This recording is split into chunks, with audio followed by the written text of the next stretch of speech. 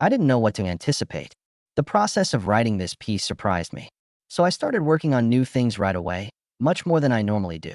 And then losing Jeff in the middle of it all threw everything off. I thought the dark side of Slayer was the most important thing I had to talk about, because I usually came from Jeff. He wasn't like other guitarists, Jeff Hanneman. To make darkness appear, he didn't have to scream, wear black, or paint his face. He wrote it on all of the notes. Along with his Jackson, Jeff did more than just play guitar. He cut through the quiet with riffs that were as sharp as razors. Still, it's strange that the person who wrote Angel of Death, the heaviest thrash metal song ever, died without a funeral. There was no farewell tour or even a last picture. Killing machines like Slayer were made by Jeff Hanneman, who was the chief engineer and wrote the plans for destruction. On the other hand, there was a lonely, proud man behind songs like South of Heaven and Raining Blood. He quietly faded into darkness before anyone even noticed. Jeffrey Hanneman wrote the darkest chapter in metal history. How could he die without saying goodbye? The answer is in the sad puzzle pieces of a talent who refused help and a disease that ate away at his faith as well as his body. Beginnings. On January 31st, 1964, Jeff Hanneman was born in Oakland, California, into a normal working-class American family. But there was one very strange thing about them. War spirits never left his house. His dad fought in World War II and was from a group that didn't talk much, but carried the war with them in their every move. He never talked about winning. The war was like a physical memory that was kept in an old tin box under the bed. Jeff, as a child, would sneak into the box and open it when no one was looking. What did you find in that box? Nazi daggers, helmets, flags, pictures, and military medals, insignias, and symbols that no child should see. Although Jeff was not like the others, he kept looking. History wasn't something I learned from books. It was something I learned at home, Jeff once said. Everything my dad kept showed me how cruel people can be. Little Jeff was shy, quiet, and not into sports. He didn't fit in. Obsession, on the other hand, was a dangerously attractive trait in a child. Jeff drew Nazi symbols, bombers, and Red War books while other kids played with superheroes and toy cars. He saw every fight as a symphony of death. Then Jeff picked up his first guitar. He wasn't doing it because he wanted to be famous or because he wanted to be a star. He did it because he needed to get away from what was going on in his mind. Jeff had no one teach him how to play. He wasn't given help tuning the strings. You could say he taught himself by ear. Jeff played heavy, raw, guttural riffs instead of soft tunes, which was strange. First, AC/DC gave me a good feeling, then Priest. I was most comfortable with punk, though. The better, the faster, the easier, and the dirty it is. When Hanneman was a teenager, he had trouble talking and showing how he felt. When he played the guitar, though, he changed into someone else and screamed everything he couldn't say. That was in the late 1970s, when Jeff first heard punk, then metal, and finally hardcore. Although he didn't pick just one, he ended up mixing them all up. And a few years later, Slayer would be built on that strange sound, which was half wild riff and half DIY defiant spirit. Jeff met Kerry King in a Long Beach shed in 1981. Kerry was another guitarist who was messing around with AC/DC riffs at a boring band audition. They looked at each other, laughed, and both said yes. Want to make a band? Okay then. That was all there was. Nothing to justify. There is no plan. Don't wish to be famous.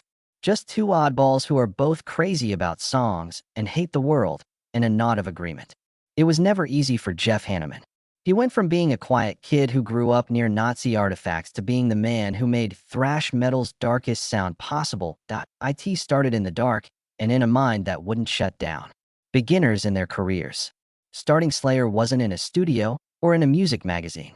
It all began in a small garage in Southern California, where sweat and cheap beer smelled bad and guitars were growling. Kerry King and Jeff Hanneman met by chance and hit it off right away. A few days after their first talk, they were practicing with drummer Dave Lombardo, who was also a crazy person whose drum speed shocked everyone. Someone from an old band was brought in to be Tom Araya's screaming voice. Suddenly, Slayer began to take shape. There is no marketing plan, producer, or boss. There are only four crazy people living on speed, riffs, and an unnamed anger. There was no money on our minds. We weren't interested in getting famous, that we just considered playing the music that gets us high and scares people silly. Jeffrey Hanneman has been Slayer's unofficial musical boss from the beginning. Kerry King knew what to do. Steve was faster than Dave. Tom managed to scream, but Jeff wrote it. Jeff, whoever filled the notes with darkness, always taking the band one step further and into areas no one else dared to go. Two groups were fighting in the metal scene at the time. Old school heavy metal like Iron Maiden, glam metal from the Sunset Strip with big hair, and British speed metal. But Slayer wasn't like that. At all. Slayer didn't want to fit in. More dirty than Anthrax, faster than Metallica, and rougher than Megadeth. A big part of the reason for this was Jeff, who had quietly added elements of punk and hardcore, which were his tastes at the time. I found myself listening to GBH by Dead Kennedy and thought, why not mix it all together? Jeff said in an interview that rarely happens. In those early years, Slayer made noise that was disorganized and low fidelity. It was hard to understand, but impossible to ignore. They didn't sound like professional players, but Jeff knew exactly what to play to make you shiver. Slayer's first record, Show No Mercy, came out in 1983. Not a record company. There is no big vendor. They put together the records, made the covers, and sold the records all by themselves. The cost was paid for by Tom Araya's salary as a nurse. Even though Jeff didn't have any cash, he did have the songs. It was made in a very rough way, but Show No Mercy started the underground thrash movement. Slayer began getting crazy fans, death threats, and reports. The crowd threw cans and blood at them and demanded faster beats when they played in small clubs. Slayer responded with riffs that hurt like hell. Jeff was still the band member who was the quieter. He stood still on stage with his head down and hair over his face. But his left hand played riffs that sounded like gunfire. Angry, cold, and exact. The man didn't have to look at or talk to anyone. It was just music, but it made the whole room shake. Jeff didn't need to be so rock star. He had a great time playing. Mark King. Jeffrey started writing the songs that made Slayer famous in the underground around this time. Songs like The Antichrist, Black Magic, and Die by the Sword had dark words and riffs that sounded like they were taken straight from a gun. Not only were Slayer well known, they were also scary. Jeff Hanneman was the main person who made them afraid. He started the band, formed its DNA, and made it unique, but he still didn't say anything, finished writing and playing. A man who listened to music and let the voice inside him get louder and deeper. A successful career. The band Slayer went into the studio in 1986 to make their third album. They didn't know that in just a few months, they would change the face of thrash metal forever, and Jeff Hanneman would become the man behind the darkest statement in the genre. That record was called Rain and Blood. It was a terrible sound from the very first line of Angel of Death. When Jeff wrote Angel of Death, he wasn't trying to shock people or become popular. Because he was scared, he wrote it. Joseph Mengele, the Angel of Death, did experiments on thousands of Jewish prisoners at Auschwitz and is said to haunt the area. Jeff wasn't making a case. He wasn't polite. He told it just the way it happened in real life. And the truth, the cold, hard truth, was what set the world on fire. There was a time when Jeff said, I wrote it at my in-laws' house. He was half smiling and half mad. The place was warm and quiet, and I was writing about killing a lot of people. The response was right away. People who liked Slayer were called fascist supporters by the media, and Columbia Records turned them down. The record had to be put out by Geffen instead of Def Jam. Even though there was a lot of debate, Rain and Blood quietly became a great book. Not only was it a record, it was a bloody sound attack. It was 28 minutes long, with no breaks or room to breathe. It was like a perfectly planned execution. It all started with Jeff Hanneman. Slayer was worshipped as one of the big four of thrash metal, along with Metallica, Megadeth, and Anthrax. Their concerts drew tens of thousands of people. They were banned in some places, and they became famous, although Jeff didn't change. Others went out to party, but he went back to the hotel. He didn't show up in pictures while the band did media. As fans asked to take pictures with him, he smiled slightly and moved away. Jeff was not interested in being seen when he made art that he spoke out so that people would hear him. He once said, I hate flying, I hate hotels, and I hate talking. When the drums start playing, though, I forget everything. Additionally, I only desire to return home after the show is over. However, Jeff pulled away more as Slayer became more well-known. The constant tours, the push to keep doing better, and the stress inside him started to drain him. It wasn't the same him, but he still played, wrote, and showed up. More alcohol, less talking, and more habitual smiling than happiness. He was still a killer on stage. Off stage, though, he was a man who was beginning to doubt his own drive. The albums South of Heaven, 1988, Seasons in the Abyss, 1990, and Divine Intervention, 1994, by Slayer were all important. Jeff was still a big part of a lot of the writing. Gradually, though, he pulled back. Not because he was bored, but because he was worn out. As Slayer moved into the 2000s, Jeff missed more and more of the band's events. He wasn't really in the band anymore. He was just there. Lackluster, aloof, and worn out. It was easy for many to miss. Alternatively, they believed that was just Jeff's way of doing things. A quiet war was going on inside this man, but no one knew it. He was torn between the stage lights and the darkness in his mind, and he wanted to disappear like he had never been there. Jeff Hanneman used to explain what thrash metal was, but it seemed like he didn't belong in the world he had made the more he went. Everyday life. Jeffrey Hanneman seemed to get smaller as Slayer got bigger. He didn't go to parties for people in the music business, be on magazine covers, say anything shocking, or play the rockstar game. Most of all, he didn't want anyone to come into his private place. A room just right for his wife, a fridge full of beer, and a couch he knew. Jeff met his wife Catherine at a small show in 1983 when Slayer played to only 20 people in dark bars. When he saw her in the crowd, he pulled her hair and kissed her in the middle of the song. Jeff began to talk in a way that sounds strange. It's weird that they never broke up after that. Kate once said that Jeff was the weirdest person she had ever met. He disliked large groups of people and struggled to show how he felt. Though, if you paid close attention, you would notice a lost soul that it was never really easy for Jeff to be around other people. He was never seen again when Slayer wasn't on tour. No one could get in touch with him. No text messages were answered. No buddies, not his friends, just Catherine. She was the only person he let into his silence. Jeff always did the same things every day. He woke up late, drank a beer before noon, and watched old episodes of comedy from the 1980s and 1990s, like Cheers, Married, and With Children, and Seinfeld. There was no new music, practice, or writing for Jeff. It was just the past, and he couldn't get out of it. I believe Slayer was the sole location where Jeff truly demonstrated his character, as Tom Araya said. Beyond that, he didn't know how to live, that he did nothing. And over time, that became more clear. Jeff's father had taught him a love of military history and collected Nazi memorabilia. When his father died in February 2008, something inside Jeff broke. There was no screaming or hitting. He just drank more, smiled less, and became more quiet. Catherine noticed something wasn't right. Never again did Jeff laugh at shows, talk about music, or bring up Slayer. He didn't dare touch his guitar, so he just drank and looked at it. Someday, he finally said it all in one line. "My hand doesn't feel the same." Jeff had arthritis, which is a long-term disease that hurts and stiffens joints. It's especially bad for guitarists, whose lives depend on every pick stroke, bend, and slide. Doctors thought it was caused by a combination of factors, including years of repeated stress, a sedentary lifestyle when not on tour, a bad diet, and especially heavy drinking over many years. After that, the big blow came in February 2011. Jeff was in a friend's hot tub on what seemed like a normal evening when he was bitten by something. It could have been a spider or a bug that carried bacteria.